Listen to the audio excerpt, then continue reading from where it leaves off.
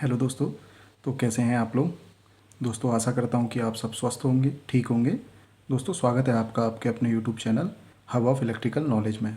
दोस्तों एक व्यूवर्स की रिक्वेस्ट पर मैं आज का वीडियो बना रहा हूं। उन्होंने रिक्वेस्ट करी कि सर एक पावर फैक्टर पर आप एक वीडियो बना दीजिए। तो आज का वीडियो पावर फैक्टर पर रहेगा।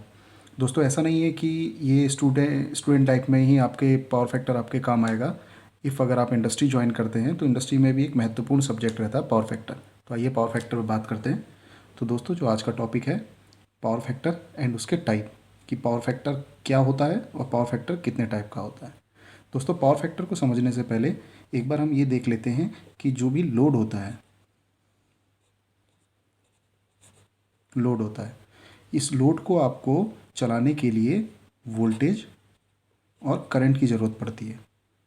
तो दोस्तों अगर हम वोल्टेज और करंट की वेव फॉर्म देखें तो ये वोल्टेज की वेव फॉर्म आ गई और यहीं साथ ही साथ हम करंट की वेव फॉर्म ले लेते हैं।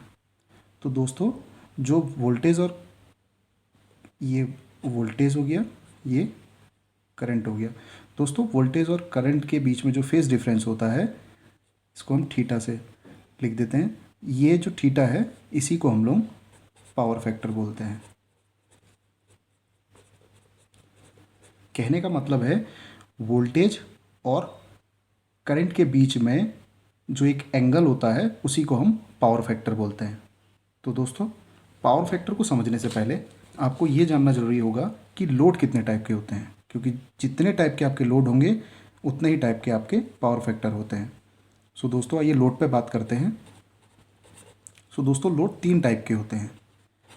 पहला होता है रेजिस्टिव लोड। तो दोस्तों इस पर भी बात कर लेते हैं। रेजिस्टिव लोड क्या होते हैं। आपने देखा होगा आपके घरों में जिस भी इक्विपमेंट से हीट पैदा हो रही है, हीट हो रही है, लाइट लाइट पैदा हो रही है, रोशनी हो रही है, सो ये सारे लोड आपके रेजिस्टिव लोड पे आते हैं। दोस्तों अब बात करते हैं रेजिस्टिव लोड के वेव फॉर्म की। तो मैं इधर पर लिख भी देता हूँ। दोस्तों अगर आपको कहीं पर समझ में ना आएगा तो वीडियो को स्किप मत करिएगा। मैंने कोशिश करी है कि मैं आपको पिक्चर्स के माध्यम से भी समझा सकूं। तो वीडियो के एंड तक पावर फैक्टर से रिलेटेड आपके सारे कन्फ्यूजन दूर हो जाएंगे, इसकी मैं गारंटी लेता हूं। तो अगर हम इसके वेव फॉर्म की बात करें तो ये हो गया वोल्टेज और ये हो गया इसमें करंट। दोस्तों जो इसके बीच में फेज डायग्राम बनता है,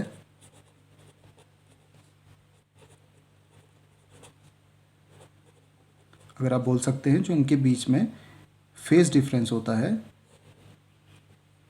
वो फेज डिफरेंस 0 के बराबर होता है। ये हो गया आपका करंट का फॉर्म। सो इसके बीच में जो फेज डिफरेंस है वो हो गया 0।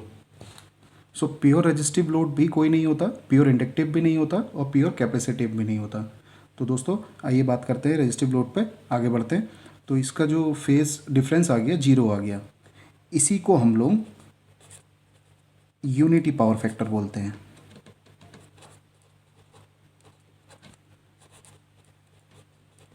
यूनिटी पावर फैक्टर, क्योंकि अगर आप ये वैल्यू अगर पुट करेंगे तो कॉस थीटा 0 की वैल्यू होती है 1 होता है आपका यूनिटी पावर फैक्टर। दोस्तों बात करते हैं दूसरे लोड की। जो सेकंड लोड होता है वो होता है इंडक्टिव लोड।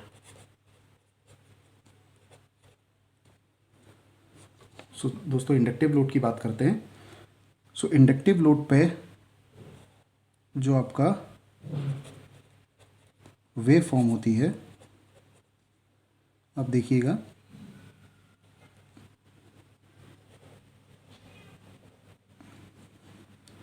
तो वो करंट की कुछ इस तरीके से होती है। सो ये वोल्टेज हो गया, ये करंट हो गया। जो इसके बीच में फेज डायग्राम बनेगा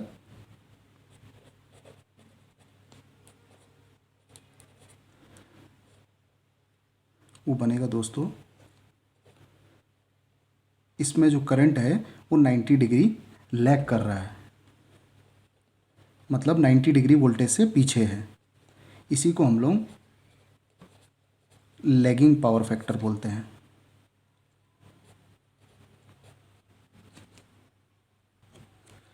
दोस्तों इंडक्टिव लोड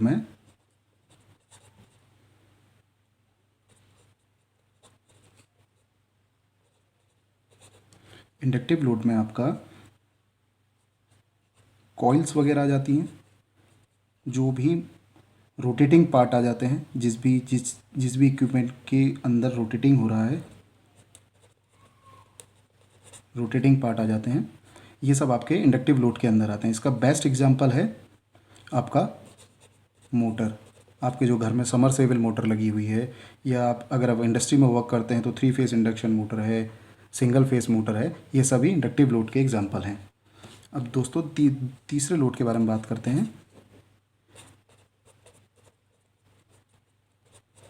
कैपेसिटिव लोड। तो दोस्तों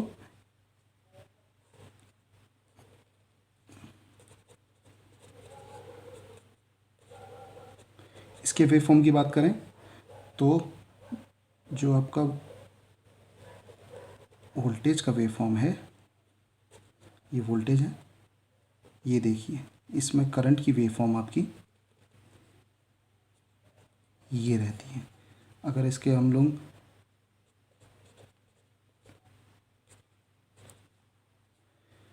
फेज डायग्राम देखें तो इसमें क्या होता है दोस्तों, जो करंट है वोल्टेज से 90 डिग्री लीड कर रहा है, तो यही आपका लीडिंग पावर फैक्टर आ गया। सो दोस्तों आपने ये देख लिया कि पावर फैक्टर आपके 3 टाइप के होते हैं। सो पहला पावर फैक्टर हो गया यूनिटी पावर फैक्टर, दूसरा हो गया लैगिंग पावर फैक्टर, और तीसरा हो गया leading power factor. Capacitive load के अंतर्गत दोस्तों जो भी लोड आते हैं वो कैपेसिटर ही आते हैं। ये पावर फैक्टर को इम्प्रूव करने के लिए यूज़ किया जाता है। तो दोस्तों अब मेन टॉपिक पे आते हैं, जो आज का विषय है कि पावर फैक्टर क्यों ज़रूरी है, कि अगर आपका पावर फैक्टर अगर आपने मेंटेन करना है, अगर आप पावर फैक्टर इम्प्रूव नहीं करते हैं तो आपको क्या नुकसान है। तो आइए एक बार इस बारे में बात करते हैं। मैं हमेशा हर एक वीडियो में आपको वाई का मतलब समझ जाता हूँ। अगर आप वाई पूछते हैं किसी से कि क्यों ऐसा है, तो आप चीज़ों को ईजिली तरीके से समझ पाएंगे। दोस्तों मेरा भी यही फैक्टर था कि मैं वाई की तरफ ज़्यादा भागा हूँ। तो दोस्तों ये मोस्टली आपका जो पावर फैक्टर बिगड़ता है वो इंडक्टिव लोड में होता है। तो हम लोग एक इंडक्टिव लोड का एग्जांपल ले लेते हैं। आपने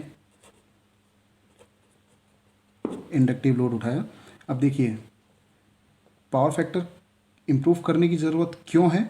तो अब ये देखिए मैंने आपको बताया था जो इंडक्टिव लोड होते हैं, इंडक्टिव लोड जो उसका आपने फेज डायग्राम देखा था,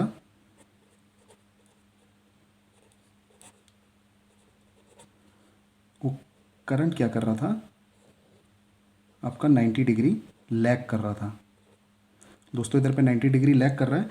अब फर्ज करिए कि प्योर इंडक्टिव लोड भी नहीं होते हैं दोस्तों, आपको क्यों ज़रूरत है पावर फैक्टर इम्प्रूव करने की।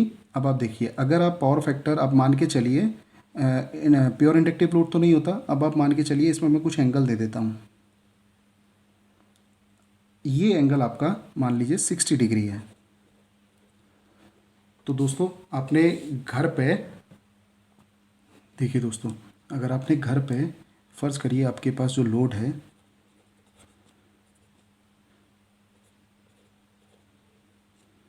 200 वाट का लोड है आपके पास, आपको 200 वाट का लोड रन करना है अपने घर पे।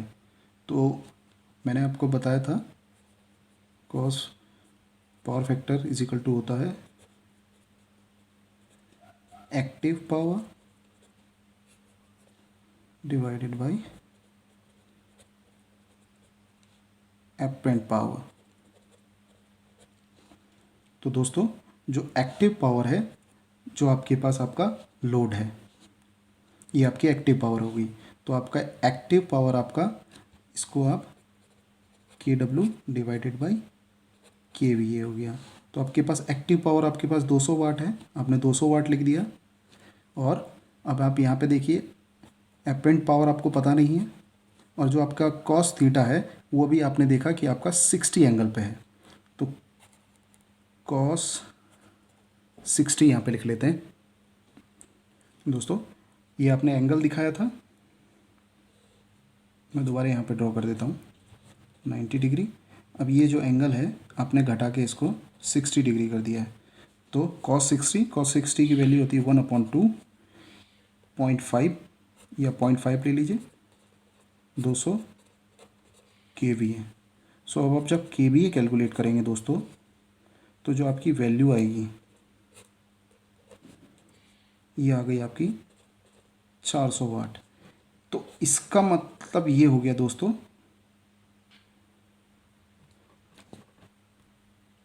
तो इसका मतलब क्या निकल के आया दोस्तों, 200 वाट